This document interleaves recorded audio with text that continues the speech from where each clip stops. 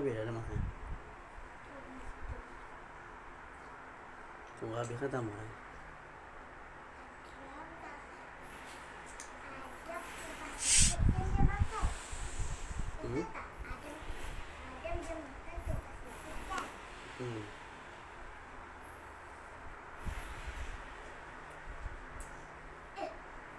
Sama nama. Kat sekolah kakak ada nama Adam. Rumah ni ada nama Adam. Rumah nenek punya Adam. Makan cepat-cepat ah. Rumah yang sebelum cerita ada tak. Assalamualaikum warahmatullahi wabarakatuh. Dah lah kakak jangan bising. Angkat dulu. Makan cepat-cepat. Berapa orang yang ikut ni? 2 orang je. Mana yang lain? Kita tunggu sekejap dalam 5 minit insya-Allah. Lepas tu kita mulakan insya-Allah. Mana kucing tu?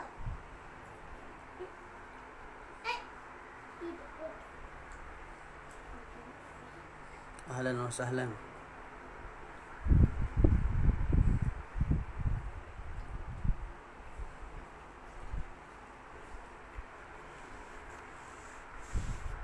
Waalaikumsalam warahmatullahi ta'ala wabarakatuh. Muhammad Safwan, Ustaz Syukri. Siapa lagi seorang?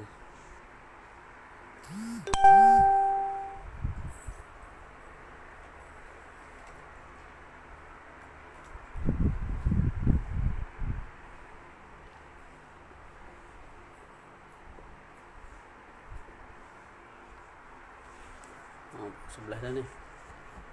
Kita nak mula ataupun tunggu kejap? Apa orang yang join kelas Nahwu ni?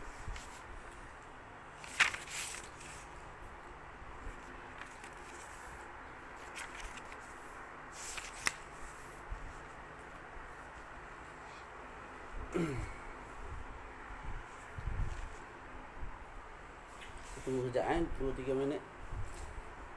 Cuba post dalam grup tu supaya masuk cepat ke live, supaya kita boleh mula dengan sekadar yang segera lah. Tapi kita telur. Abang makan lah? Ha? Makan lah? Mau tak? Ha? Tapi nak masak nasi goreng. Dia dah makan tu. Nak makan ayam. Makan aja. Dia tidur. Tidur lagi. Waalaikumsalam. Khabar baik, alhamdulillah. Alhamdulillah, ana bi khairin.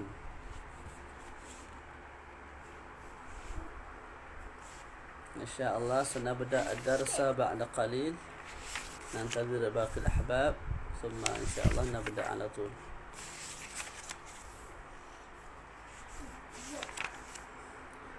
Waalaikumsalam Ustaz Amirul Akmal. Kaifa halukum? Bikhairin insya-Allah. Ustaz Syahmi, masya-Allah. Antum kibar ah.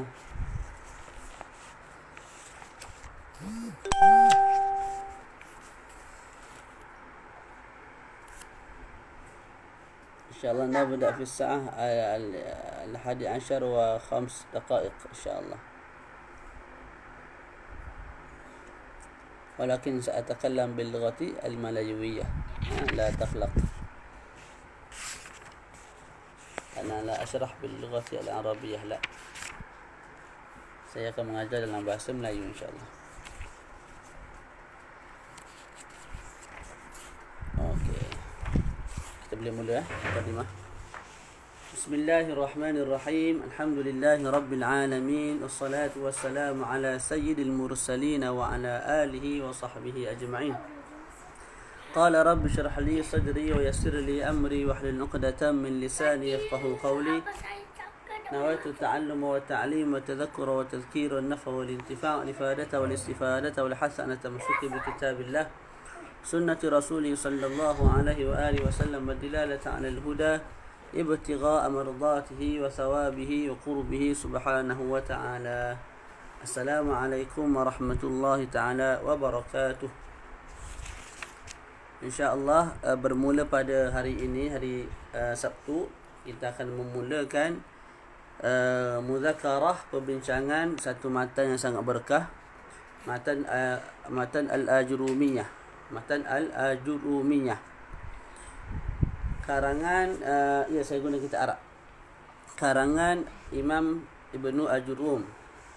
Dan kitab ini sangat masyhur, digunakan di seluruh dunia lah, baik di Malaysia, Indonesia, Thailand, Mesir, Saudi, Madinah Munawwarah dan sebagainya, Yaman dan sebagainya.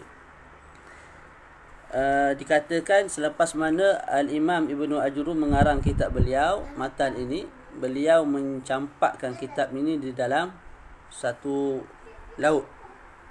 Dan kata beliau, kalaulah kitab ini aku karang kerana Allah, maka diminta kepada Allah supaya dikembalikan balik kitab itu ke dasar ataupun ke pantai lah, untuk diambil manfaat oleh manusia. Adapun kalau aku karang bukan kerana Allah, maka biarlah terus tenggelam dan terus hancur begitu saja. Jadi bila kita tengok kitab ini, kita baca sampai ke hari ini, maknanya kitab ini sangat berkah dan menunjukkan ke atas keikhlasan pengarang kitab ini, Imam Ibnu Ajurum. Dan kitab ini merupakan level pertama bagi pelajar ilmu Nahwu. Okey, ilmu Nahwu kita masuk muqaddimah sikit. Muqaddimah saya ambil daripada kitab At-Tuhfah Hasaniyah, syarah kepada Muqaddimah Al-Ajurumiyah, karangan Muhammad Muhyiddin Abdul Hamid. Muqaddimah yang saya gambar dia tu dalam kita punya page, kita punya group. Dan kalau yang dah download PDF muka surat 7, tapi saya baca secara ijmal lah. Okey, dibincangkan untuk kali pertama bagi mereka yang belajar Nahwu, akan dibincangkan ta'arif ilmu Nahwu, maudhu' perbahasan ilmu Nahwu, bahas pasal apa, hasil daripada pembelajaran ilmu Nahwu itu apa, nisbah ilmu ini kepada ilmu-ilmu yang lain macam mana, peletak pengasas kepada ilmu Nahwu, dan juga hukum belajar ilmu ini. Jadi yang pertama disebut ialah ta'arif. Ta'arif ilmu, ta'arif Nahwu, perkataan Nahwun banyak. Antaranya Nahwun bermakna jihatun, jihah, arah. Kamu katakan zahabtu nahwa fulanin, aku pergi menuju ke jihah dia, ke jihah seseorang. Jadi disebut dalam kalimah kita tu zahabtu nahwa fulanin, nahwa dengan makna jihah, aku pergi menuju kepada seseorang, aku pergi mengarah ke arah seseorang. Antara makna Nahwu yang lain ialah asyibhu wal mithlu. Asyibhu ni makna menyerupai, serupa, seperti. Kakak main kat luar? Main kat luar. Okey. Contoh saya sebut Muhammadun nahwu Ali. Maknanya Muhammad nahwu Ali. Nahwu maknanya seperti Ali. Pada sudut rupa ataupun pada sudut kecerdikan dan sebagainya. Okey, itu Nahwu pada sudut bahasa. Maknanya ialah al-jihah, arah, ataupun maknanya ialah seperti, syibhun ataupun mislun. Adapun Nahwu pada sudut, sekejap, saya tutup ni kejap.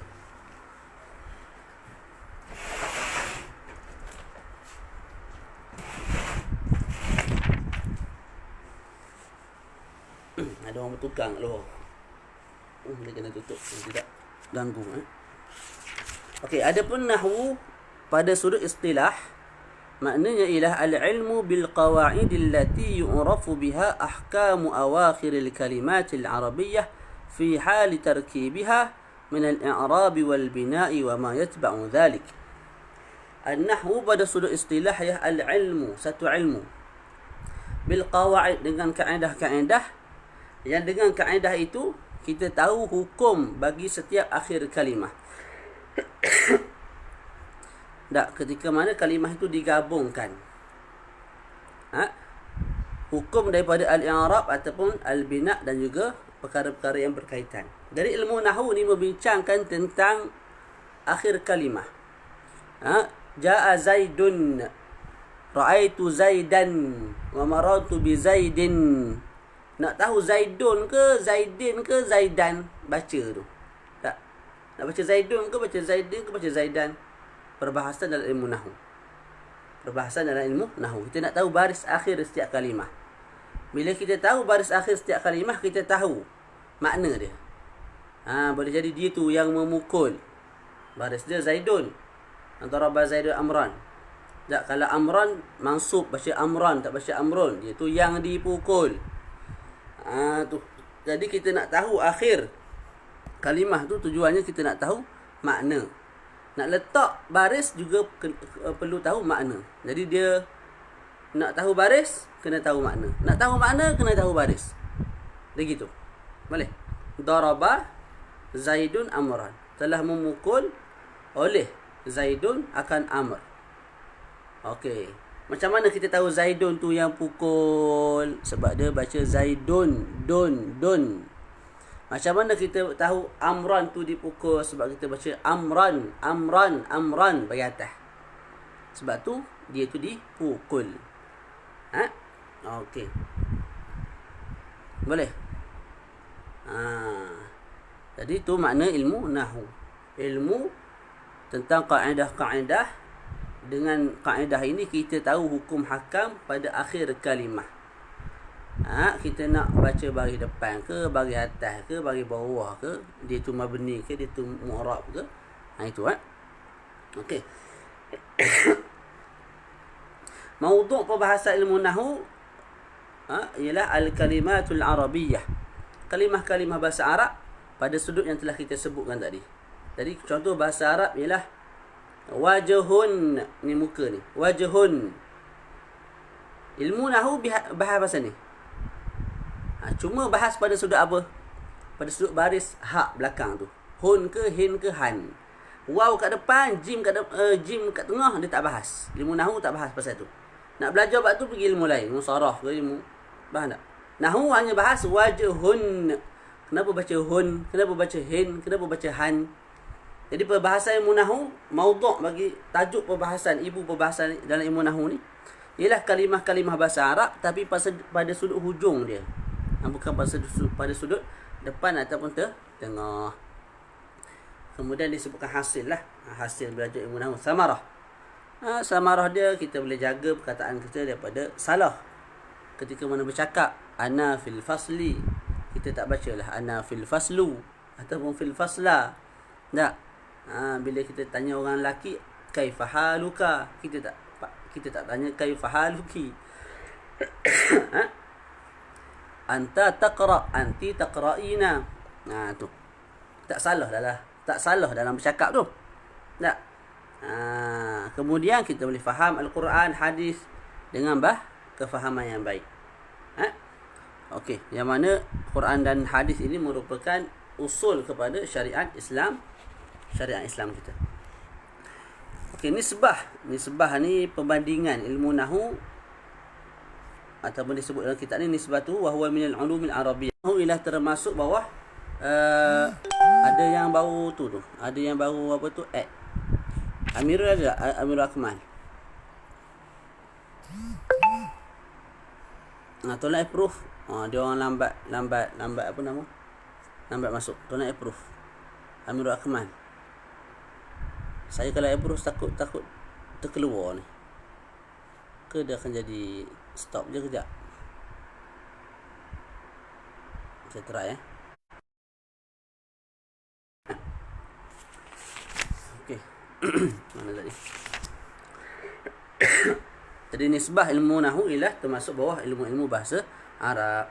Wadi'uhu, orang pertama yang mengasaskan ilmu nahwu yang masyhurnya ialah Al-Imam Abu Aswad Ad-Du'ali. Al-Imam Abu Aswad Ad-Du'ali, selepas disuruh oleh Amirul Mukminin Sayyiduna Ali ibnu Abi Talib karramallahu wajhah.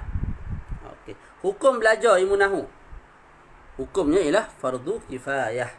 Jadi mak ayah kita tak belajar, kakak kita tak belajar, jiran kita tak belajar, tak ada masalah lah. Yang penting ada sebahagian daripada umat Islam belajar. Sebab apa jadi fardu kifayah? Sebab dengan dia terhentinya penjagaan terhadap Quran dan Sunnah, terhadap syariat. Jadi dia pun jadi satu perantaraan yang kita sebut belajar Al-Quran atau belajar Al-Quran dan hadis ataupun ilmu agama secara terperinci, kita sebut hukumnya fardu kifayah, betul tak? Okay, nak belajar ilmu-ilmu maqasid tu mesti melalui ilmu bahasa Arab juga. Jadi bila maqasid dia, tujuan dia nak belajar ilmu fiqh, syariat, bahasa Quran, hadis tu, hukum yang fardu kifayah, maka wasilah juga akan menjadi fardu kifayah. Cumanya kalau tidak ada orang lain dah belajar, contoh kat Pahang tak ada orang lain, kita je lah. Tak, waktu tu jadi fardu ain ke atas kita untuk belajar, untuk membela agama Allah Ta'ala dan menjaga Quran dan hadis daripada diubah.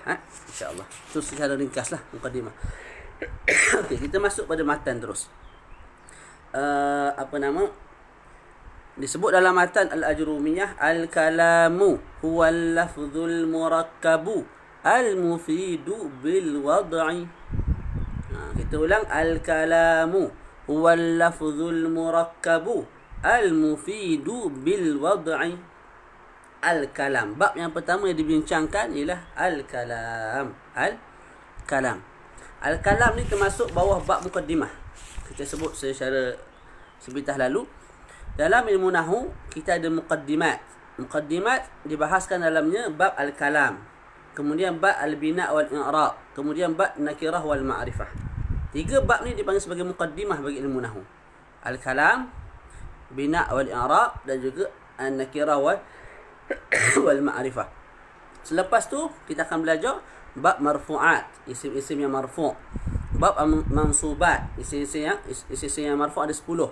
Kemudian bab al-mansubat, isim-isim yang mansub ada 16. Kemudian bab al-majrurat, isim-isim yang berbaris bawah ada 3. Kemudian bab al-majzumat, fa'il yang majzum, yang baris mati, tak ada 1. Jadi itu bab dalam ilmu nahwu. Jadi dimulakan dengan muqaddimah yang pertama, iaitu al-kalam. Al-kalam huwa al-lafzu. Al-kalam ialah lafaz. Kalau kita tengok dalam tu, nak cukup dikatakan sebagai al-kalam. Apa dia al-kalam? Bahasa Melayu kita terjemah al-kalam ni dengan percakapan yang lengkap. Percakapan yang lengkap, ayat yang lengkap, itulah. Boleh? Itu al-kalamu. Diterjemahkan dengan perkataan yang lengkap ataupun percakapan yang lengkap, yang sempurna. Dalam bahasa Arab, dalam ilmu nahwu secara khusus, sebab ada al-kalam pada sudut lughah, ada al-kalam pada sudut mutakallim. Ulama al-kalam, ilmu kalam, ilmu akidah, itu makna dia lain. Kita nak bincang al-kalam di sisi ulama nahwu. Al-kalam mesti cukup 4 syarat. Huwal lafzu al-murakkabu al-mufidu bil wad'i. Very simple. Very simple. Yang pertama, syarat nak jadi al-kalam mesti ada al-lafzu.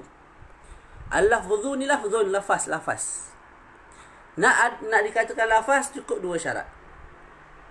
Pertama, mesti ada suara. Kedua, mesti ada huruf. Contoh, saya sebut Zaidun. Tu dipanggil sebagai lafzun kerana ada suara. Tak, antum semua boleh dengar. Saya sebut Zaidun, boleh dengar. Dalam masa yang sama, Zaidun tu terdiri daripada huruf hijaiyah, daripada alif sampai ya. Pada Zaidun kita ada Zai, kita ada Ya, kita ada Dal. Maka dipanggil sebagai lafzun. Contoh lain. Contoh lain apa dia? Anfun tu dipanggil sebagai lafzun. Kerana apa? Kerana kita dengar bunyi anfun, kita dengar. Dalam masa yang sama, anfun tu terdiri daripada huruf hijaiyah. Alif, nun, fa, anfun.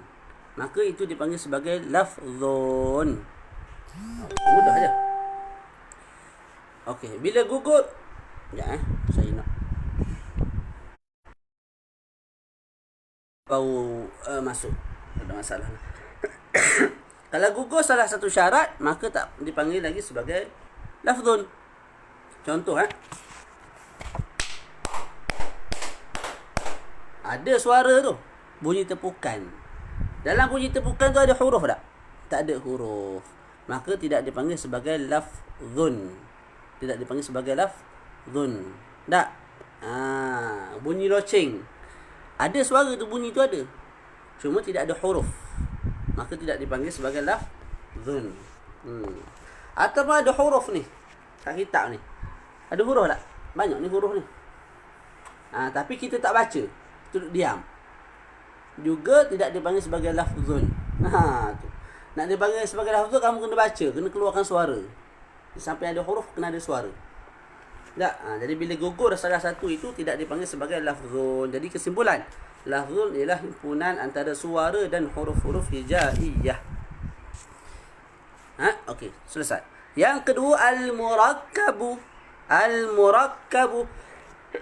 Al-murakkab maknanya tersusun, terbina. Terbina daripada apa? Mesti terbina dari 2 kalimah dan ke atas. Bukan 2 huruf, 2 kalimah. Jadi tadi kita sebut contohlah anfun. Itu lafzun. Tapi dia kalam belum. Sebab syarat kedua tak cukup. Syarat kedua mesti murakkab, tersusun daripada 2 kalimah dan ke atas. Contoh saya sebut al-ilmu nafi'un. Al-ilmu nafi'un. Al-ilmu nafi'un. Ilmu itu bermanfaat. Tu dipanggil sebagai kalam. Itu dipanggil sebagai murakkab sebab tersusun daripada 2 kalimah. Al-ilmu satu kalimah, nafi'un kalimah yang kedua. Salahun mujtahidun. Tu pun jadi sendiri. Salahun musafirun. Salahun musafirun. Salah musafir. 2 kalimah. Salah satu kalimah, tak satu lagi ialah musafirun. Maka itu dipanggil sebagai murakkabun. Boleh? Jadi kalau Zaidun sahaja, musafirun sahaja, qamarun sahaja, tak ni, wajhun sahaja, anfun sahaja, tidak dipanggil sebagai murakkab sebab dia tidak tersusun daripada kalimah, daripada 2 kalimah. Walaupun dia tersusun daripada 2 huruf, 3 huruf, 4 huruf. Tak? Salahun, sad, lam, alif, ha, 4 huruf. Murakkab tidak. Sebab murakkab di sini maknanya terbina, tersusun daripada 2 kalimah dan ke atas, bukan 2 huruf dan ke atas. Boleh? Okey, itu yang kedua. Mudah je belajar ni. Tak susah sangat. Kita bagi asas. Kalau ada rezeki kita baca syarah dia. Yang ketiga, apa nama? Al-lafzu.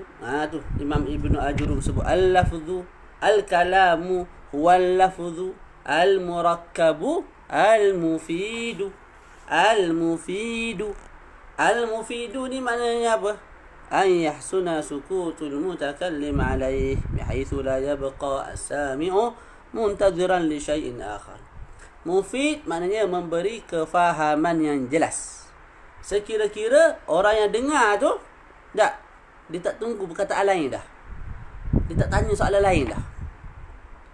Contoh saya sebut Muhammadun musafirun. Muhammadun musafirun. Jelas, Muhammad bermusafir, jelas. Tak? Kita dapat manfaat. Jadi Muhammadun musafirun tu bermanfaat, faedah. Yang mendengar pun tak tunggu perkataan lain. Faham? Saya faham lah Ustaz sebut Muhammad musafir. Saya faham, alhamdulillah.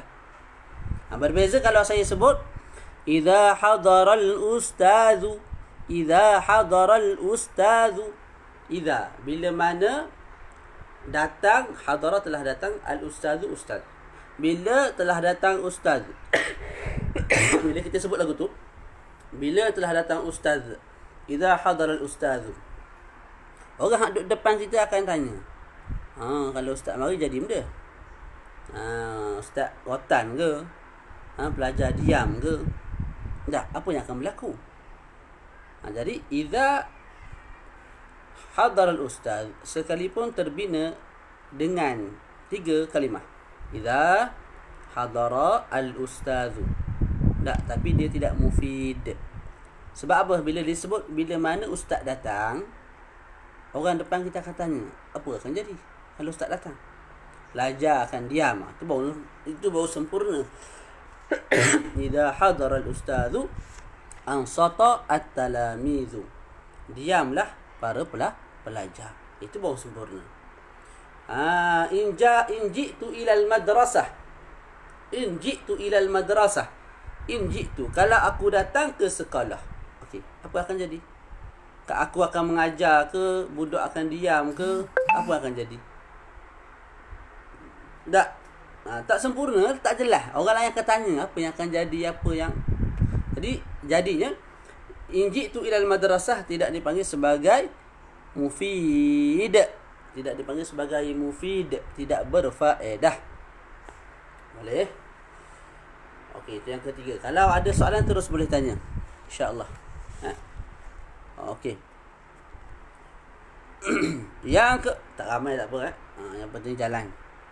Insya-Allah apa yang saya bagi ini sangat bermanfaat terutama yang mereka menjadi ustazah ataupun yang akan fly ke overseas belajar, sangat berfaedah insya-Allah.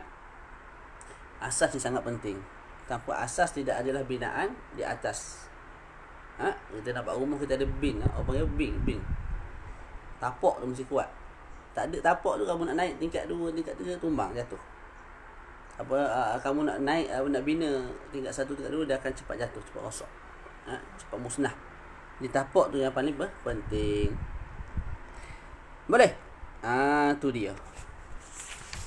Zakwan, ahlan. Okey, syarat yang keempat untuk dikatakan sebagai al-kalam ialah apa dia?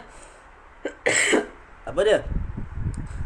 Disebut kat sini bil wad'i dalam bahasa Arab. Bil wad'i maknanya dalam bahasa Arab. Jadi kalau saya sebut Solah suka makan nasi bujang. Solah suka makan nasi bujang. Kita faham tak? Faham sangat dah ustaz. Kita susun daripada kalimah lebih daripada 2. Tak? Tu. Ada suara tak? Ada huruf. Huruf tak ada lah. Huruf hijaiyah ni bukan huruf hijaiyah. Gugur satu syarat kat situ. Syarat lain yang gugur ialah bukan dalam bahasa Arab, malah itu dalam bahasa Melayu. Maka Solah suka makan nasi bujang walaupun panjang, walaupun kita faham, orang lain pun faham, tidak dipanggil sebagai kalamun di sisi ulama nahwu. Di sisi ulama nahwu. Itu sebahagian pandangan. Mereka mengatakan bil wad'i maknanya bil lughati al-arabiyyah. Boleh? Sebahagian pandangan yang lain mengatakan bil wad'i ialah bil qasdi. Bil wad'i maknanya ialah bil qasdi. Bil qasdi ni maksud dia apa dia? Dengan qasad. Dengan qasad. Ada kehendak kita nak ucapkan tu. Saya selalu nak bercakap. Sebelum bercakap mesti ada benda dalam hati dulu. Tak? Kita tengok kawan kita ni rajin. Kita pun pergi kat dia. Anta mujtahidun. Jadi dalam hati dah ada dah kehendak nak cakap tu. Lepas tu kita ucapkan anta mujtahidun. Jadi anta mujtahidun kalam. Sebab diucapkan dengan kehendak diri. Ada planning, ada kehendak. Jadinya kalau orang mengigau ataupun orang sedang tidur, tu, maka tidak dipanggil sebagai kalam. Boleh? Tengah tidur. Ana adrusu an-nahwa ma'a al-ustadzi Salah. Tak? Ataupun macam kat ni. Sekejap. Ambil je lah. Tengok. Mari. Minta maaf Inilah. Jadi orang mengigau dengan orang tidur. Orang yang diugut, orang yang mengigau yang tidur dulu. Kalau dia bercakap, contoh dia sebut ana mujtahidun, sedang tidur ni mimpi, ana mujtahidun, ana qaimun, ana jalisun, aku rajin, aku duduk, aku berdiri. Tidak dianggap sebagai kalam sebab apa diucapkan dalam keadaan tidak sedar. Jadi dia tidak ada kehendak, tidak ada qasad untuk mengucapkan kalam tersebut. Diucapkan sebab dia mimpi dan sebagainya. Orang yang diugut dia cakap dalam keadaan dia ada kehendak. Betul tak? Ada kehendak. Maka dia anggap sebagai kalam juga. Boleh? Okey, selesai kat situ. Cuma mungkin orang tanya lah. Orang tanya, apa Ustaz? Kalau kita ikut pandangan yang kedua, yang mengatakan bil wad'i itu maksudnya ialah bil qasdi, iaitu dengan qasad hati, maka perkataan Salah suka makan nasi bujang tu, adakah dianggap sebagai kalam di sisi mereka? Kalau di sisi pandangan pertama yang mengatakan bil wad'i, iaitu bil lughatil arabiyyah, kita jelaslah. Tak? Maka Salah bin Abdul Aziz, Salah suka makan nasi bujang tu tidak dianggap sebagai kalam sebab dalam bahasa Melayu. Ikut pandangan kedua ni, al-kalam di sisi mereka ialah al-lafzu al-murakkabu al-mufidu bil qasdi, bil wad'i ay bil qasdi. Adakah Salah suka makan nasi bujang itu dianggap sebagai kalam di sisi mereka? Siapa boleh jawab? Siapa boleh jawab? Zakwan. Sahabat-sahabat yang lain.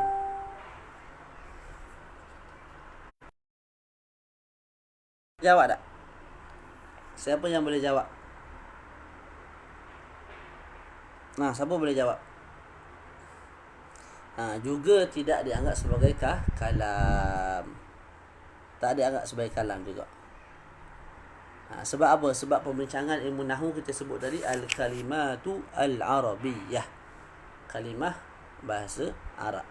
Jadi walaupun pandangan kedua mengatakan bil qasdi dengan makna bil wad'i dengan makna bil qasdi, kekal bahasa-bahasa lain terkeluar daripada perbahasan ilmu nahwu. Jadi saya suka makan nasi goreng tu bukan kalam di sisi ulama nahwu secara ittifaq. Sama ada kita maknakan bil wad'i dengan bil lughatil arabiyyah, ataupun kita maknakan bil wad'i dengan bil al-qasdi, dengan qasad, tujuan, kehendak. Tak kira kalam sebab lafaz mesti huruf hijaiyah. Tu satu jawapan lah. Satu jawapan betul. Ahsan. Boleh Okey, kita terus. Jadi selesai dah bab kalam ni. Bukan susah. Contoh kalam, contohnya al-bustanu musmirun. Al-bustanu musmirun. Kebun musmir, maknanya berbuah lebat. Jadi kita faham kebun itu berbuah lebat. Kita faham. Jadi kita panggil sebagai kalam. Contoh lain yang mudah sikit, as-sama'u safiyatun, ataupun mudah-mudahnya ana mujtahidun. Ana mujtahidun. Aku seorang yang sungguh rajin. Tak habis SPM besta masuk pula daurah. Tak. Jadi ana mujtahidun dipanggil sebagai kalamun sebab cukup padanya 4 syarat. Yang pertama, dia tu lafaz. Apa lafaz? Ada suara, ada huruf. Jadi ana mujtahidun, kita dengar suara. Ana mujtahidun. Ada huruf, ada alif, nun, alif, mujtahidun, mim sampai dal tu. Lepas tu syarat yang kedua murakkab. Ana mujtahidun murakkab, 2 kalimah. Tak? Lepas tu mufid, memberi faham. Bila sebut ana mujtahidun, orang tak tanya dah ana mujtahidun apa, ana mujtahidun. Orang tak tanya dah, orang faham dah. Berbeza kalau sebut kalau aku datang ke sekolah, kalau cikgu datang ke sekolah, apa dia yang akan berlaku, itu bukan mufid. Bil wad'i tadilah bil lughatil arabiyyah ataupun bil qasdi. Jadi ana mujtahidun saya ucap dalam bahasa Arab, dalam masa yang sama saya ucap juga dalam keadaan saya mengkehendaki, berkehendaklah, bukan tidak sedar, dalam keadaan tidur dan sebagainya. Ada soalan? Boleh kita dua hala. Kalau ada sebarang soalan boleh terus tanya, tulis. Dia kalau buat Facebook macam ni lah, dia tak boleh nak tanya direct lah, guna suara, kena tulis. Kalau kita guna Google Meet, kita boleh tanya terus. Cumanya rakaman tu lah. Sebenarnya boleh kita gabungkan, cuma internet tak berapa nak kuat. Okey, semua faham tak al-kalam ni? Faham tak? InsyaAllah. Al-kalam dalam di sisi ulama nahwu. Okey, jelas Okay. Kemudian kita berpindah kepada anwa'ul kalam. Jadi Imam Ibnu Ajurum sebut al-kalamu huwal lafzul murakkabu al-mufidu bil wad'i wa aqsamuhu thalathatun ismun wa fi'lun wa harfun jaa'a li ma'nan. Alhamdulillah. Faham Alhamdulillah. Okey, kemudian dibahaskan tentang aqsamu al-kalam, bahagian-bahagian kalam. Bahagian-bahagian kalam. Wa aqsamuhu dalam matan tu, kalau tengok matan, wa aqsamuhu dan aqsam, bahagian hu, bahagiannya. Hu tu, dhamir hu tu kembali kepada al-kalam. Ni kalau kita buka hasyiah ataupun syarah, dia ada perbahasan panjang lah. Sebabnya yang terbahagi kepada tiga ni sebenarnya bukan kalam. Sebenarnya al-kalimah. Kalau buka dalam kitab-kitab syarah ataupun hasyiah, dia akan dibahas pasal mantik, kullu, juz, apa bagai semua tu. Jadi kita tak nak masuk perbahasan tu lah. Kita hanya sebut wa aqsamuhu dan bahagian kalam. Tapi kalam dengan makna kalimah. Kesimpulan dia, yang terbahagi kepada tiga bukan kalam, yang terbahagi kepada tiga ialah al-kalimah. Itu yang lebih jelas.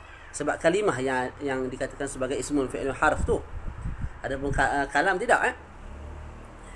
Okey. Wa aqsamuhu dan bahagiannya, iaitu bahagian kalimah lah kita sebut. Ada tiga, tidak ada yang keempat. Pandangan yang mengatakan ada yang keempat, isim fa'il, kalau tak silap, itu pandangan ditolak. Itu akan datang. Adalah dalil dia kenapa ditolak.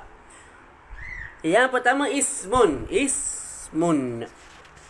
Apa makna ismun? Kata nama. Apa makna kata nama dalam bahasa Arab, dalam ilmu nahwu? Okey. Kalimatun dallat ala ma'nan fi nafsiha wa lam taqtarin bi zaman. Mudah. Isim, iaitu kata nama, ialah satu kalimah yang menunjukkan ke atas satu makna. Makna. Dalam masa yang sama, dia tidak bergabung dengan perbuatan, dengan masa. Contoh, dengan elok. Wajhun ialah satu lafaz. Satu lafaz yang diucapkan menggunakan mulut. Wajhun tu ada satu makna. Makna dia ni, yang saya pegang ni, muka. Boleh? Jadi kita ada lafaz, kita ada kalimah, kita ada makna bagi kalimah, makna bagi lafaz. Lafaz satu benda, makna satu benda. Kita sebut yadun tu keluar kat mulut, kalimah tu, lafaz tu. Tapi makna dia ni, saya cakap ada keluar mulut tak ikut mulut saya? Tiba-tiba keluar mulut ke, ikut keluar tangan ikut mulut? Tak ada. Sebab yang saya ucap tu bukan ni. Bukan ni yang keluar daripada mulut. Yang saya sebut tu ialah satu lafaz. Sekadar satu lafaz. Yadun. Saat itu satu lafaz, maknanya ni. Anfun. Satu lafaz. Ada huruf alif, nun, fa. Tak? Okey, maknanya apa? Ni. Tu, kena faham elok. Jadi mana-mana lafaz, mana-mana kalimah yang menunjukkan atas satu makna, yang terdiri daripada benda, binatang, haiwan dan sebagainya, tak, dalam masa sama tidak digabungkan dengan makna masa, maka itu dipanggil sebagai ismun, kata nama. Jadi wajhun satu lafaz, dia itu ismun. Sebab apa? Sebab dia itu satu lafaz, satu kalimah yang menunjukkan ada satu makna. Ni makna dia. Dalam masa yang sama, tidak taqtarin, tidak bergabung dengan masa. Berbeza dengan fa'al. Fa'al maknanya satu perbuatan yang bergabung dengan masa. Boleh tak? Itu isim. Kalimatun dalat ala musamman. Satu kalimah yang menunjukkan atas satu pemilik nama. Ha? Contoh wajhun. Itu satu kalimah, satu lafaz. Menunjukkan ke atas satu perkara, iaitu ke atas pemilik nama. Tak? Wajhun tu mana pemilik nama ni? Ni. Salah. Salah tu lafaz. Salahun pemilik nama ni. Saya ni. Jadi dipanggil sebagai ismun. Contoh saya panggil Arif Aiman. Itu lafaz. Arif Aiman itu lafaz. Maknanya ialah diri Arif Aiman itu sendiri. Nurul Alia itu lafaz. Menunjukkan atas diri Nurul itu sendiri. Tak? Jadi ada lafaz, ada makna. Makna tu kita ni lah. Salah ni makna dia. Tubuh kita ni. Zat kita ni. Boleh? Kitabun tu lafaz. Ni makna dia. Buku. Okey, jadi mana-mana lafaz, mana-mana kalimah yang menunjukkan ke atas pemilik nama, ni pemilik nama bagi lafaz kitabun. Ini pemilik nama bagi lafaz salahun. Dalam masa yang sama tidak digabungkan dengan makna masa, maka itu dipanggil sebagai ismun. Kata nama. Kata nama. Narun. Narun tu lafaz. Kalimah. Maknanya apa? Makna dia kita pergi kat dapur, kita buka api. Yang terkeluar tu itulah makna bagi nar. Makna bagi nar. Sebab tu bila saya sebut narun, mulut saya tak terbakar. Ada terbakar tak mulut? Tak ada. Sebab yang saya sebut tu lafaz, bukan api tu. Kalau api habis, muka ni rabak lah. Dah hancur lah. Terbakar. Jadi itu lafaz menunjukkan atas satu makna. Makna dia apa? Kita buka dapur, keluarlah makna bagi nar tu. Jadi nar menunjukkan atas pemilik nama dia. Salah menunjukkan atas pemilik nama. Arif Aiman menunjukkan atas pemilik nama. Zat Arif Aiman, batang tubuh Arif Aiman. Kita lafaz menunjukkan atas ni. Itu dipanggil ismun, kata nama. Selesai. Boleh? Kemudian kita masuk kata kerja. Jadi disebut oleh pengarang kitab kita, al-kalamu huwa al-lafzul murakkabu al-mufidu bil wad'i wa aqsamuhu salasatun. Ismun. Selesai yang pertama. Yang kedua fi'lun. Fi'lun iaitu kata kerja. Apa makna fi'lun? Dalam istilah ulama nahwu, maknanya ialah kalimah yang menunjukkan ada satu makna juga. Tapi bersama-sama dengan makna tu satu zaman. Sama ada zaman akan datang, ataupun zaman sekarang, ataupun zaman yang telah lepas. Contoh saya sebut kataba. Telah menulis. Kataba. Telah menulis. Okey. Kataba menunjukkan atas makna ni. Kataba menunjukkan atas makna ni. Ni tulis ni. Kataba menunjukkan atas makna perbuatan menulis. Dalam masa yang sama, tak? Dia menunjukkan atas masa. Tadi saya tulis tak? Sekarang saya tulis tak? Tak tulis dah sekarang ni. Jadi kataba menunjukkan atas makna menulis. Yang mana menulis tu, perbuatan tu telah berlaku pada masa yang lampau. Masa lampau tadilah. Daraba. Contoh. Ni. Daraba lafaz maknanya ni. Perbuatan memukul. Perbuatan tu pula berlaku pada zaman yang lampau.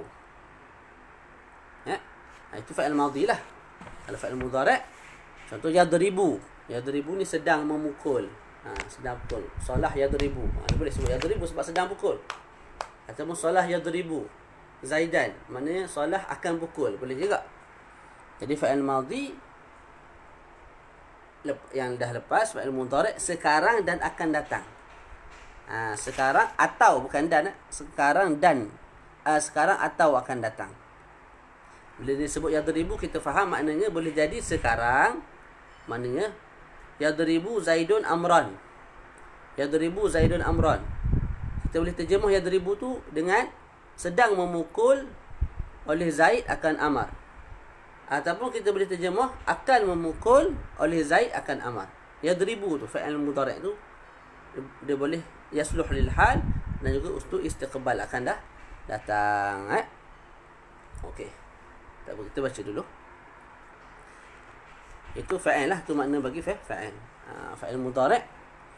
Apa dia? Fa'il mudhari' ialah fa'il. Jadi tadi kita sebut kataba. Okey, kita ambil yaktubu. Yaktubu juga menunjukkan atas perbuatan menulis dan juga ada zaman. Kalau yaktubu fa'il mudhari' lah. Jadi sama ada sekarang sedang menulis ataupun akan menulis. Yang terakhir fa'il uktub, fa'il amar, fa'il perintah. Fa'il perintah. Itu menunjukkan atas dua perkara, iaitu tuntutan daripada kita untuk dia tulis, dan perkara kedua, tuntutan tu kita minta dia buat akan datang. Contoh sekarang ni Muhammad Yusuf sedang menonton live ni. Jadi saya sebut padanya uktub ya Yusuf. Uktub ya Yusuf. Uktub tu fa'il. Sebab apa dia fa'il? Sebab dia menunjukkan ada satu makna perbuatan. Cuma perbuatan kat sini pada sudut saya meminta dia untuk menulis. Saya meminta untuk dia buat satu perbuatan, iaitu menulis. Jadi ada makna menulis tu ada lah. Tak? Lepas tu ada makna zaman. Ada makna zaman. Saya minta dia tulis itu ialah pada waktu akan datang. Mana sekarang dia tak menulis. Saya suruh baru dia tulis. Mana akan datang lah tu. Ada? Tu. Itu makna fa'il. Fa'il maknanya kalimah yang menunjukkan ada satu makna, tapi berserta dengan makna tersebut tak zaman atau masa. Sama ada masa yang lampau, sekarang ataupun akan datang. Contohnya nasara yang suru, unsur. Nasara telah menolong, yang suruh akan menolong atau sedang menolong, unsur tolonglah. Tolonglah maknanya kita minta dia tolong. Bila kita minta dia tolong, kamu tolong lepas aku cakap unsur ni baru kamu buat. Barulah kamu tolong. Okey, tu kita dah masuk bahagian fa'il dah tu. Luar daripada matan dah. Yang ketiga ialah harfun. Harfun ja'a li ma'nan. Jadi bahagian kalam ada tiga. Pertama ismun, kedua fi'lun, ketiga harfun. Harfun yang dimaksudkan sebagai aqsamul kalam atau aqsamul kalimah, bahagian kalimah ialah harfun yang dalam matan ja'a li ma'nan. Ja'a li ma'nan. Harfun yang mendatangkan satu makna. Contoh fi, di dalam, itu harfun. Ala, atas. Min, daripada. An, daripada. Itu harfun yang merupakan adik-beradik kepada isim, adik-beradik kepada fa'il. Yang mana ketiga-tiga itu merupakan bahagian kepada kalimah. Kalimatun ada tiga tu. Boleh? Bukan harfun kat sini maknanya huruf. Contoh kita sebut salahun. Sa tu kita panggil harfun juga tak? Lam harfun, alif harfun, ha pun harfun. Tak, itu bukan yang dikehendaki kat sini. Itu bukan harfun. Di sisi ulama nahwu. Maknanya bukan harfun yang merupakan aqsamu al-kalimah. Sebab tu dia sebut harfun yang datang dengan satu makna. Fi, dalam, ala, atas. Yang datang dengan satu makna. Adapun salahun, sa' tu. Salahun, ada makna tak salahun? Adalah saya ni. Kita pecahkan salahun. Sa'. Ada makna tak? Sa' ada makna? Sa' tak ada. Lam ada makna? Tak ada. Alif ada makna? Tak ada. Ha ada makna? Tak ada. Gabung salahun ni lah orangnya ada makna. Tapi kalau satu-satu ada makna? Tak ada. Jadi terkeluar perkara tu. Bukan harfun kat sini, bukan tu makna dia. Sebab apa Syekh sebut harfun ja'a li ma'nan. Harf yang datang dengan satu makna. Jadi sa' tak ada makna.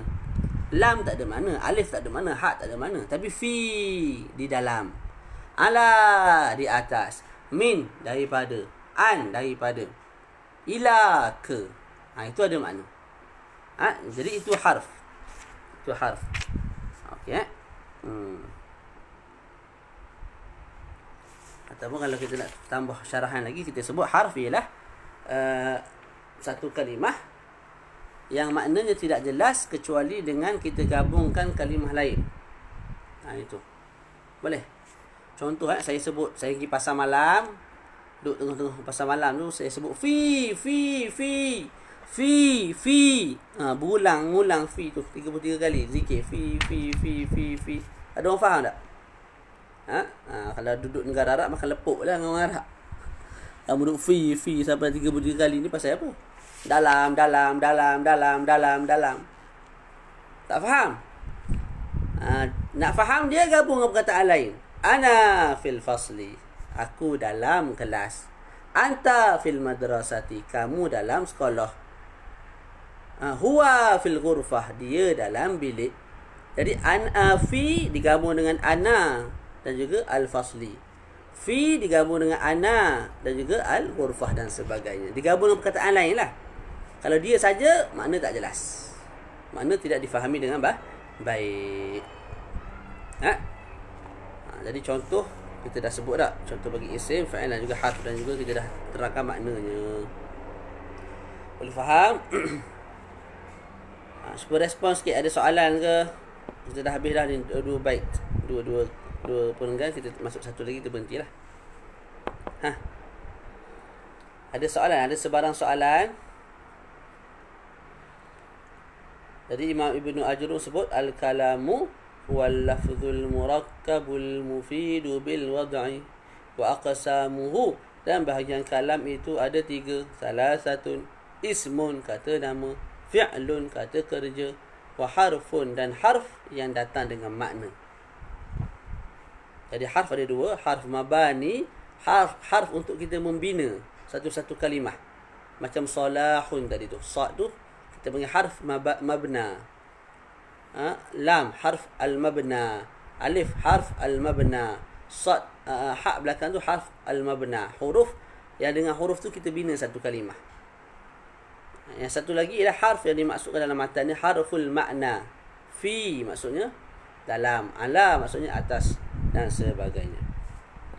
Okey, talibul ilmi faham insya-Allah, alhamdulillah.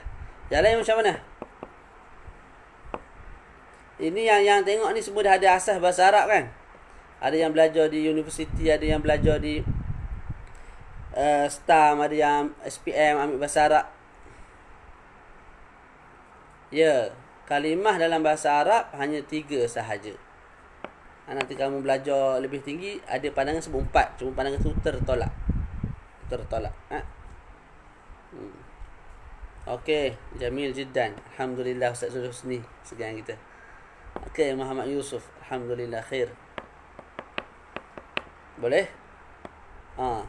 Jam tu dah nampak macam kita baca sikit lagi tak? Boleh tak? Cuba komen sikit. Tidak, takut tak habis kita.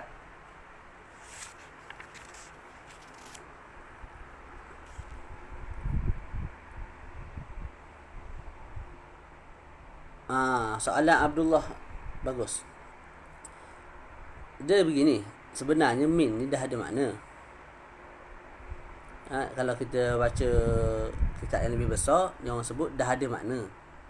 Bukan tak ada makna, jangan sebut min tak ada makna. Min dia ada makna. Makna tu tak jelas. Contoh min ni banyak maknanya. Antaranya alif bertidak. Min ni antara maknanya alif bertidak. Alif bertidak ni menunjukkan ke atas permulaan. Okay, jadi min dengan makna permulaan tu, bermula tu, dia tidak akan jelas lagi mana kita tak letak dalam satu jumlah. Ana minal madrasah.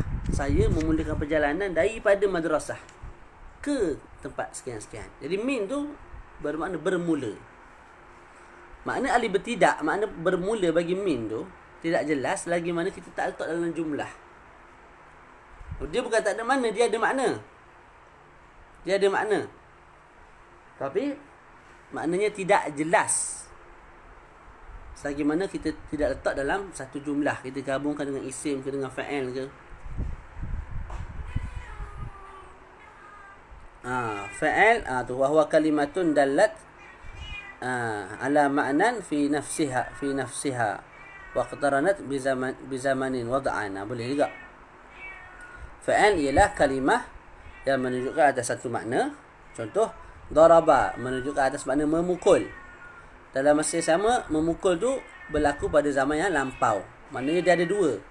Daraba tu bawah tu ada dua makna. Pertama, memukul. Yang kedua, memukul tu mesti bersama dengan zaman. Yang lampau ke, kalau yang idribu sekarang, idrib akan datang gitu. Boleh. Wada'an tu dia ada function dia lah. Kita nak keluarkan sesuatu. Boleh tak? Ada soalan lain tak?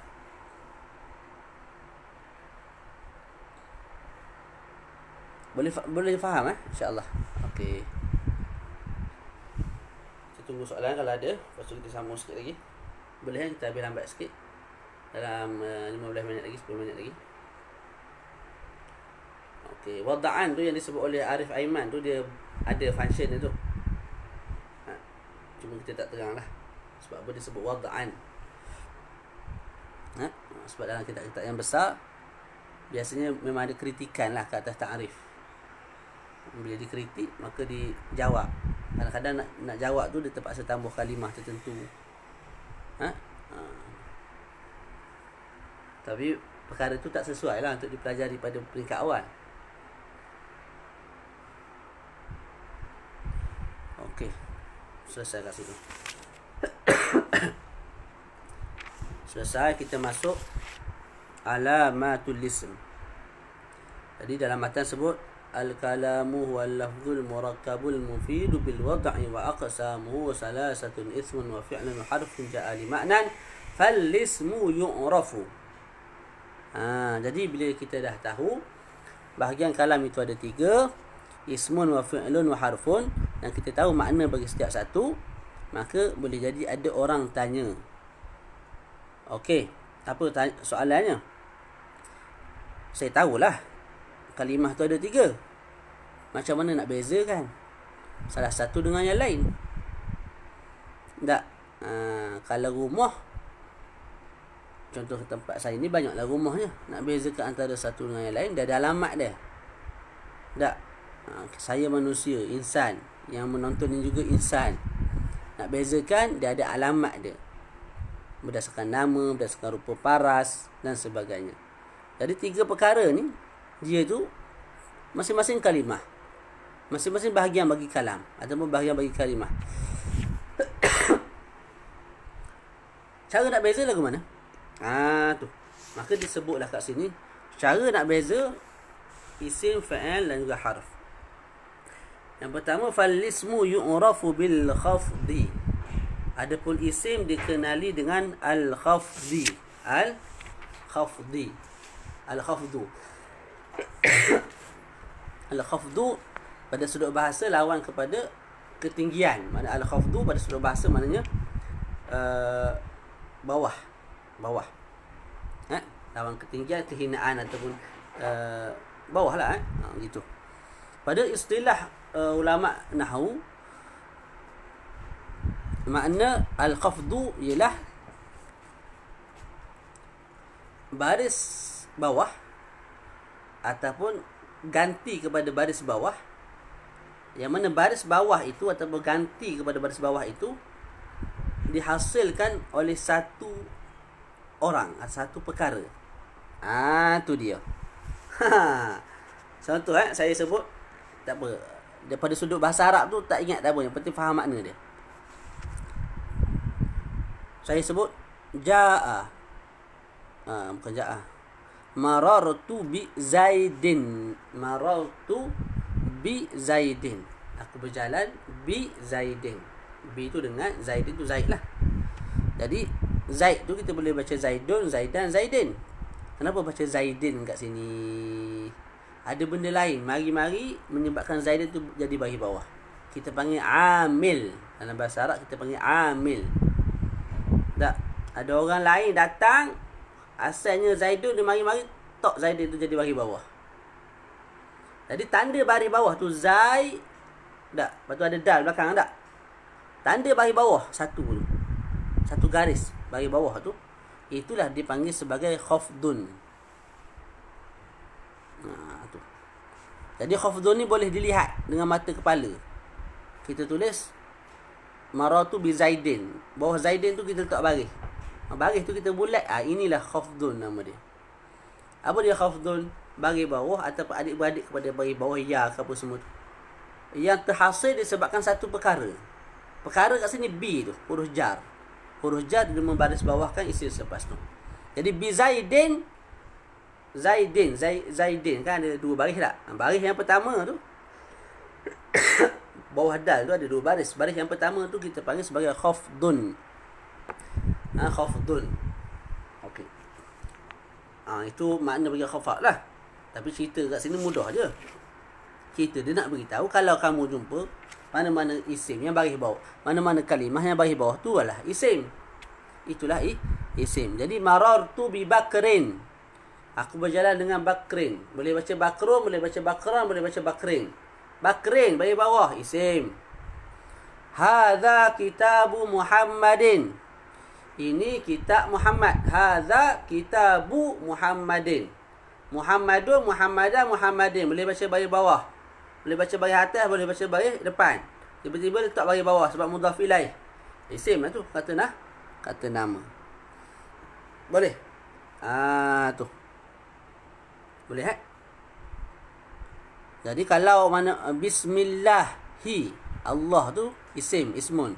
Sebab apa baris bawah. Sebab berbaris bawah. Itu yang pertama.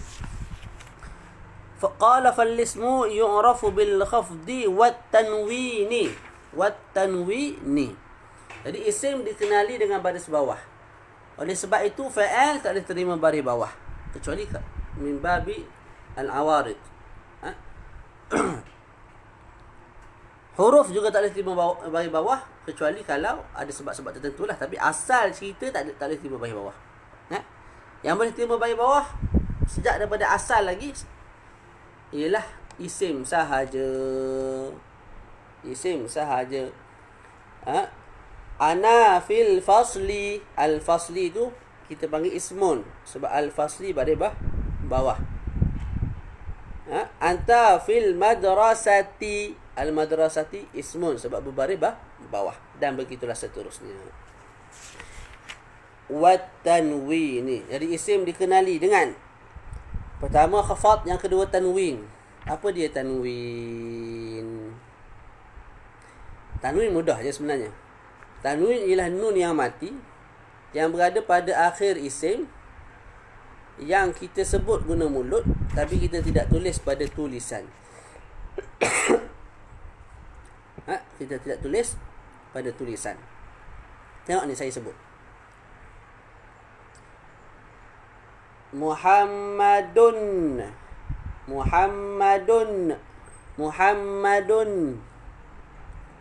Qamarun. Saubun. Wajhun. Anfun. Jabahatun. Dengar tak belakang tu? Bunyi macam ada nun tak? Kitabun. Bun ada nun belakang tu. Kitabun. Madrasatun. Ada nun belakang tu. Qamarun. Ada nun belakang tu. Tak, cuma nun tu dia ada pada sebutan. Qamarun. Madrasatun pada sebutan. Pada tulisan tak. Contoh Muhammadun kita aja mim ha mim dal. Mim ha mim dal. Ada tak kita tulis nun belakang?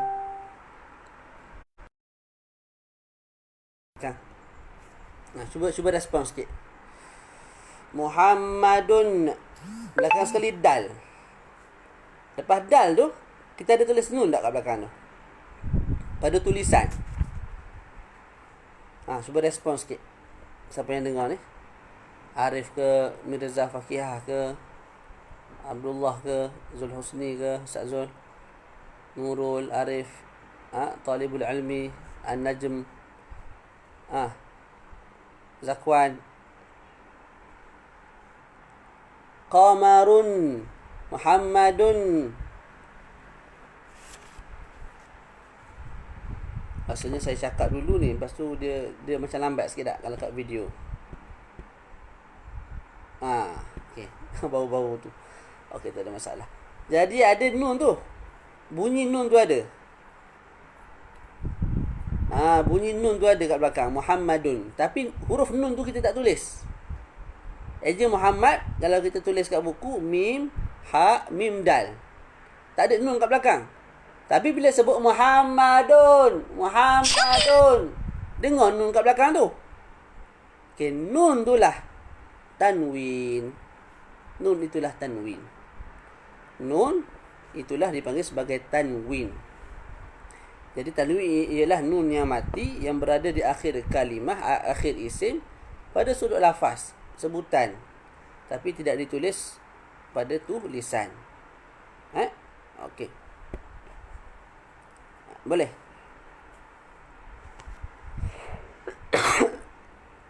Okey. Muhammadun berapa baris tu? Muhammadun. Kalau Muhammadan 2 baris tak? Okey. Sebenarnya asalnya Muhammadu je. Muhammadu. Tambah nun jadi Muhammadun. Tak? Ulama nahwu dia buang nun tu. Dia ganti dengan baris kedua. Jadi tadi Muhammadu jadi Muhammadun.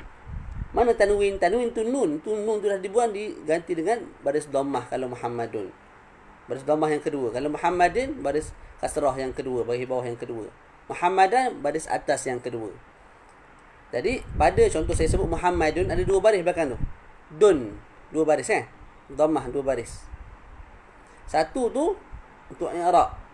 Ataupun kita sebut satu tu asal lah, mudah ceritanya.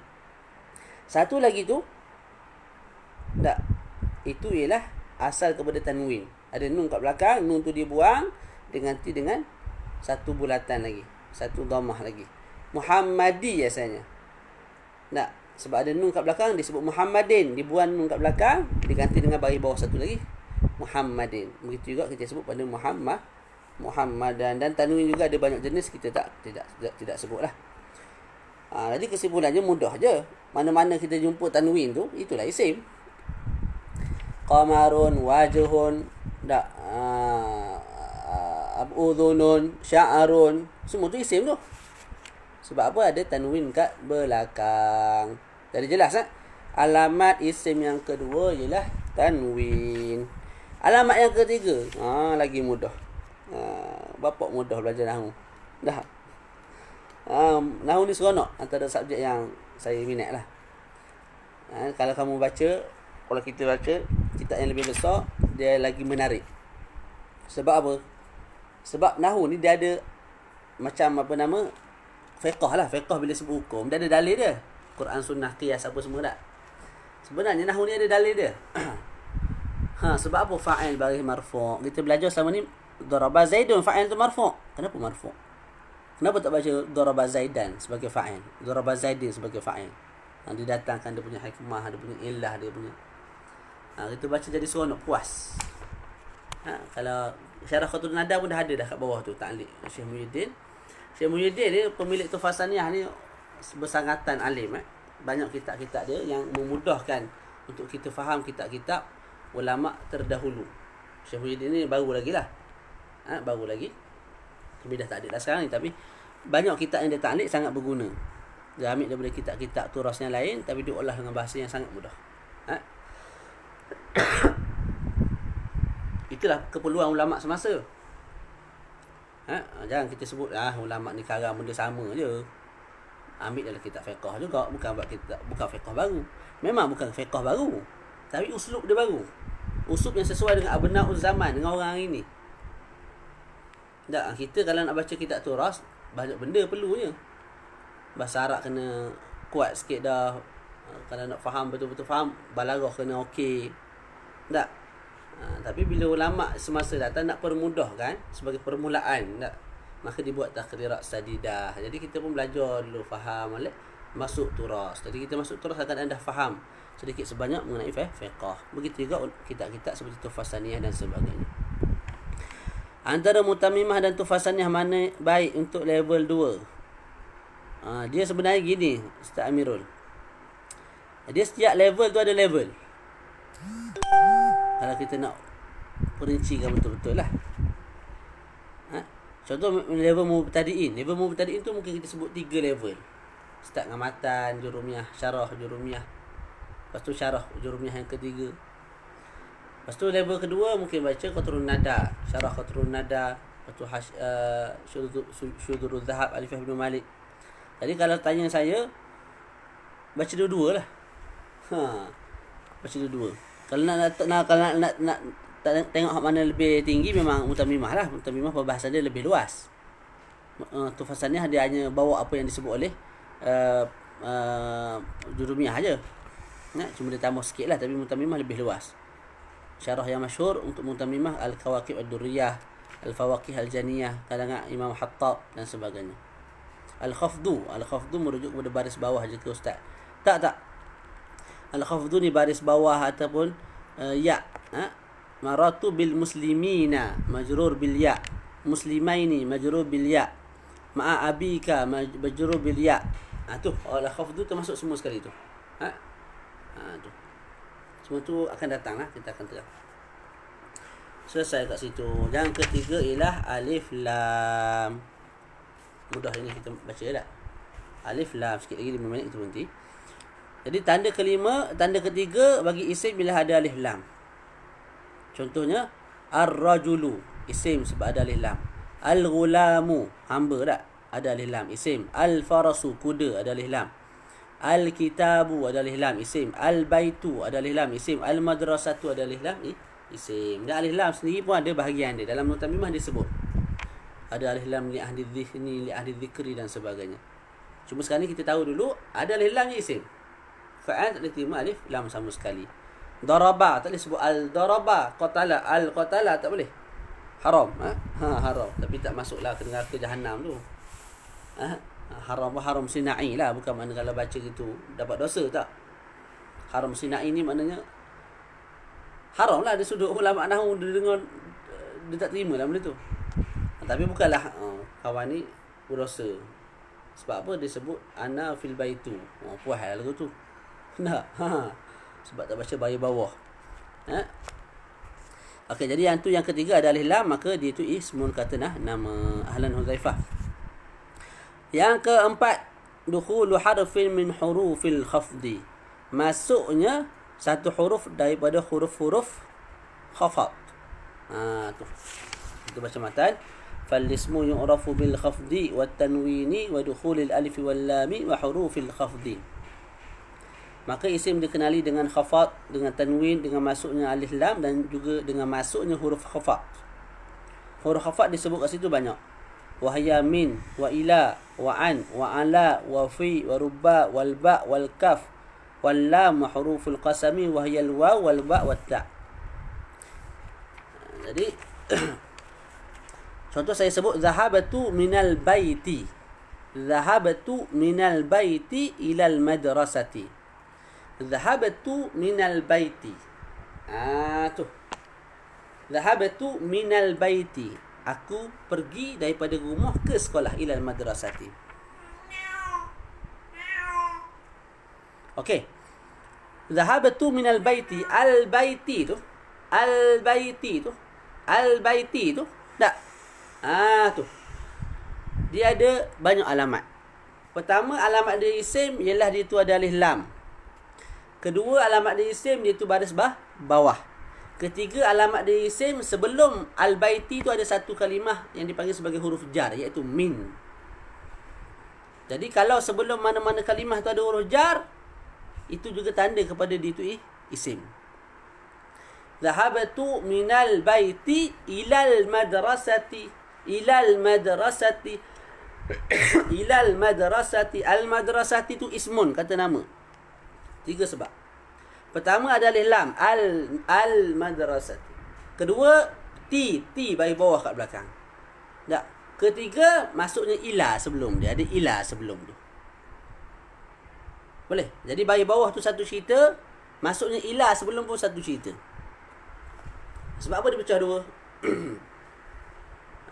Sebab ada juga lepas huruf jar baris ni tak baris bawah. Dia akan jadi baris atas. Dipanggil sebagai al-mamnu' min as-sarf. Isim-isim yang tidak boleh menerima tanwin dan juga tak boleh terima baris bawah. Itu makna al-mamnu' min as-sarf. Isim-isim yang tak boleh terima tanwin dan juga tak boleh terima baris bawah. Kalau Zaidun, boleh tak? Zaidun. Boleh terima tanwin tu, dun tu, bunyi dun tu. Zaidin, Zaidan. Boleh terima tanwin, lepas tu boleh terima baris bawah. Zaidin, din, boleh. Ada isim contoh macam Ahmadu. Ahmadu.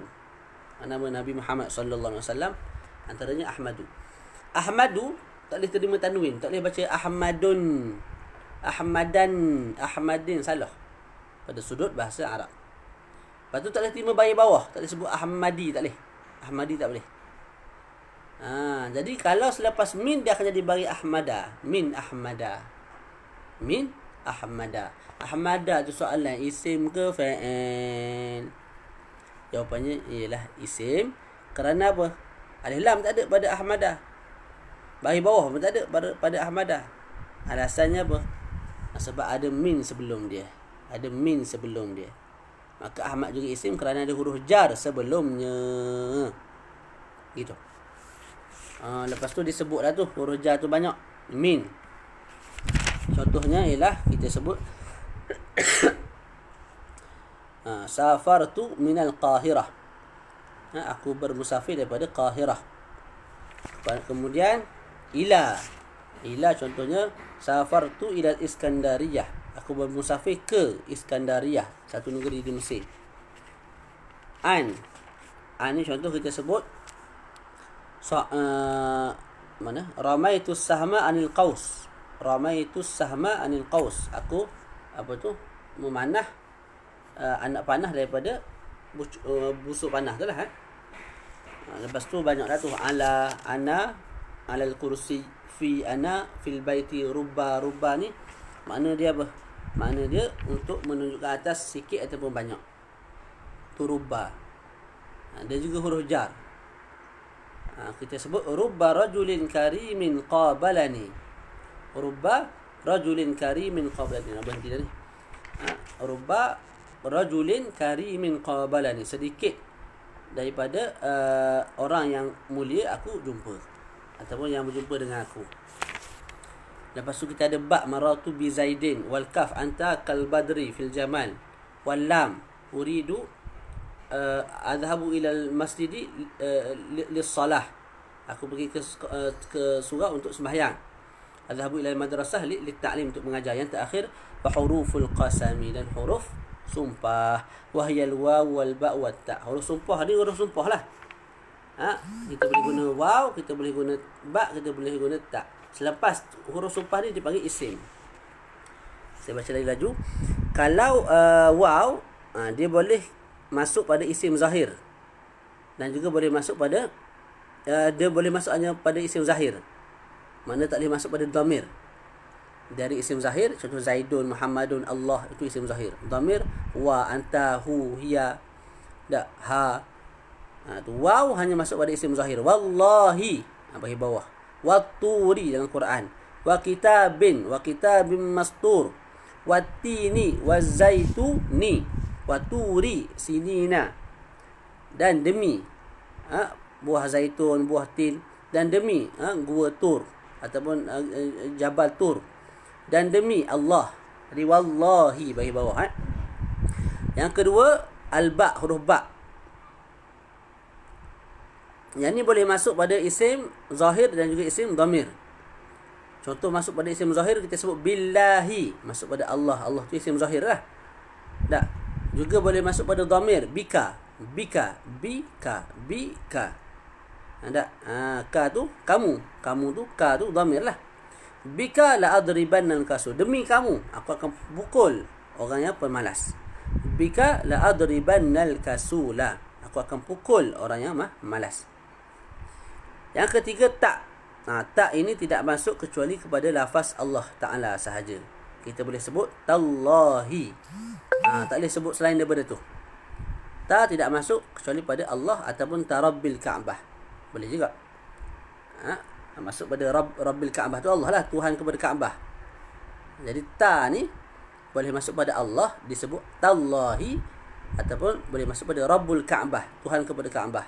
Maknanya Allah jugalah. Kita sebut tarabbi bagi bawah, tarabbil Kaabah. Dia tak boleh masuk pada isim selain daripada Allah dan juga Rabbul Kaabah. Mana tak boleh sebut tatur ataupun tatin. Watin boleh, tatin tak boleh. Wazaituni tak boleh sebut tazaitun. Waturi sinin tak boleh sebut taru sini. Taturi sinin tak boleh guna tak. Jadi kesimpulan, waw boleh masuk pada isim zahir. Waw hanya masuk pada isim zahir. Al-ba boleh masuk pada isim zahir dan isim dhamir. At-ta hanya masuk pada Allah, lafaz Allah dan juga lafaz Rabbul Ka'bah. Kamu sebut tallahi wa tarabbil ka'bati. Okay, cukup sekadar tu. Selesailah kita membincangkan tentang makna al-kalam. Kemudian anwa'ul kalam ada 3. Kemudian kita bincang tanda-tanda bagi isim. Ada berapa tanda isim? Khafad, tanwin, alif lam kat depan, masuknya huruf khafad tu yang ke 4. Yang seterusnya masuknya huruf sumpah.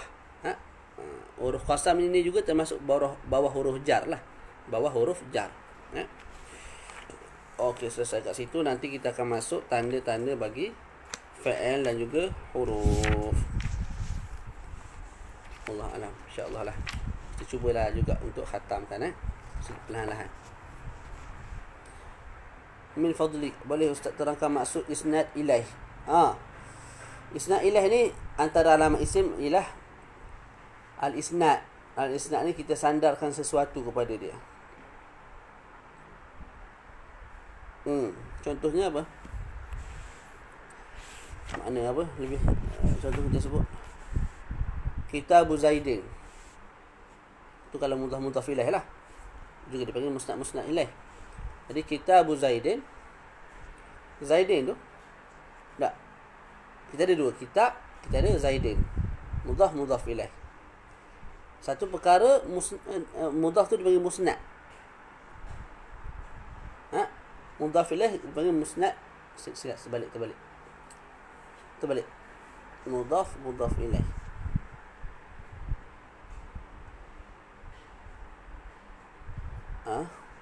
Kitabu ni lah Zaidin. Mudhaf ilaih. Satu zat yang disandarkan sesuatu kepada ni. Okey. Kitabu Zaidin.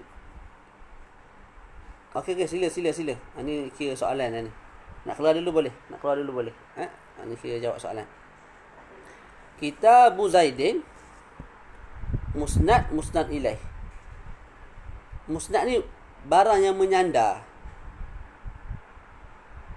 Betul tak? Kejap saya tu balik. Kitabu Zaidin. Mudhaf ilaih. Satu zat yang disandarkan sesuatu kepadanya. Okey. Mudhaf ilaih. Musnad ilaih. Musnad itu orang yang menyandar. Kitabun satu zat yang menyandar.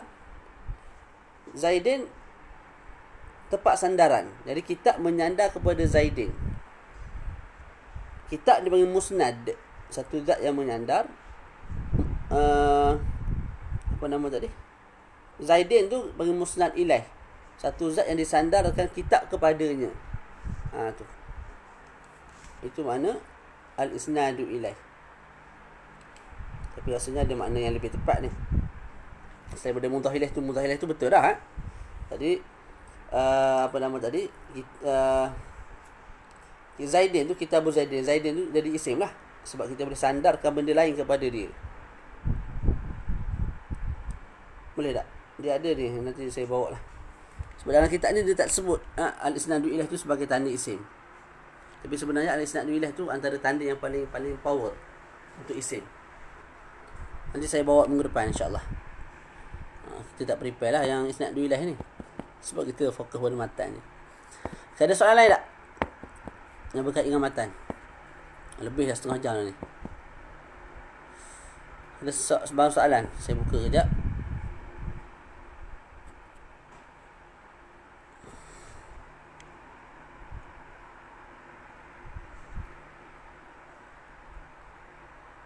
Ustaz Syukri, Muhammad Nusar Fuan, Arif Aiman, Amirul, Akmal Azim, Mimi Wahida, Hazrul Haziq, Muhammad Khairul Azwani, Wan Nazir, Syafiq Ghazali, Talibul Ilmi, Mirza Faqih. Ada soalan tak?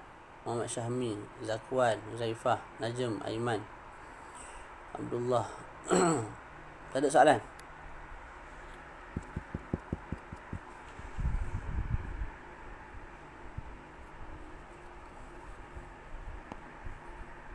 Tak ada sebarang soalan?